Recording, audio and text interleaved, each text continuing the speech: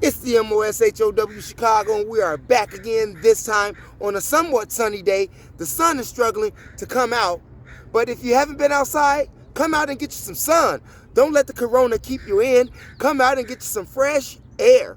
And if this is your first time watching the THEMOSHOW Chicago, I ask that you share the information with relatives, friends, co-workers, anyone that you come into contact with. It is a terrific way to jumpstart your conversation. And today's conversation just happens to be a very brutal one, because this conversation involves an Iranian woman who exacted revenge on the murderer of her father. Just so happens, it happens to be her mom. So this case is an eye for an eye and a tooth for a tooth. This story takes place in Iran. Miriam Karimi, who spent 13 years in prison for the murder of her husband. When she was get out of prison, her daughter was there to meet her. That's right, her daughter was there to meet her. Her daughter was 6 years old when her mother went in prison for killing her dad. And according to the Islamic law that is in Iran, the next of kin can exact murder or revenge on the person who murdered their relative. And just so happens, it happens to be a mother. And her mother went cuckoo and killed her dad. And now guess what she did? She went and hanged her mother. Just think what type of society that America would be if the law was an eye for an eye and a tooth for a tooth. Could you imagine what the U.S. would be like? In fact, seeing that it's an Islamic law or an Islamic country, they're Muslims. So what goes for the Muslim goes for the Jews, and what goes for the Jews supposedly goes for the Christians. But they gave the Christians the New Testament, which cuts out the eye for an eye and a tooth for a tooth. And many people here in America are Christians.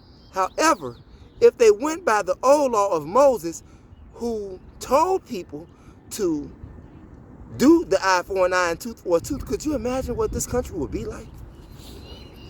Think about that. Now, if you are a Christian, well, this is part of your religion, because Jesus said that he did not come to change the law. He did not come to change the law. So that means that the rules and the laws of Moses still apply to you Christians here in America, to Christians worldwide. I'm just saying. So now, what are you to do with that, Christians? Because the Muslims, they follow eye for an eye and tooth for a tooth. The Jews follow an eye for an eye and a tooth for a tooth. And if you read the book of John, you will find out where Jesus said that I did not come to change the law. I came to fulfill it. There's nothing changed. The eye for an eye and a tooth for a tooth still applies. Mind game, you all. What do you think about that? Do you think that it was right for that girl to take the life of her mother? Hanged her the day that she was to get out of prison. Now, for 13 years, they lied to their daughter and said that both her parents were dead. But weeks prior to her mother's release date, they told her that her mother was not dead. Psychologically, wow, my eye is running. Psychologically messed up the girl, right? Because I'm sure she wanted revenge. And according to the reports, with 40 years of brainwashing in school and 40 years of brainwashing with religion, the woman could not wait for her mother to get out of prison so that she could hang her. These are the laws of Islam. That is the law for the Jews in the Tanakh or the Torah or the Talmud, whatever you want to call it. And it is the law in the Ten Commandments, which is in the Bible. So my question becomes to the Christian family members out there, why don't you exact punishment for the people who committed crimes against your relatives? I'm just saying. You think about that. Leave your comments in the comment section. It's your brother, the THEMOSHOW Chicago, where knowledge is power. And remember, there's your third eye that makes you shine like jewelry. And by the way, check out the MOPOWERZ also on YouTube, my other channel. Thanks for watching.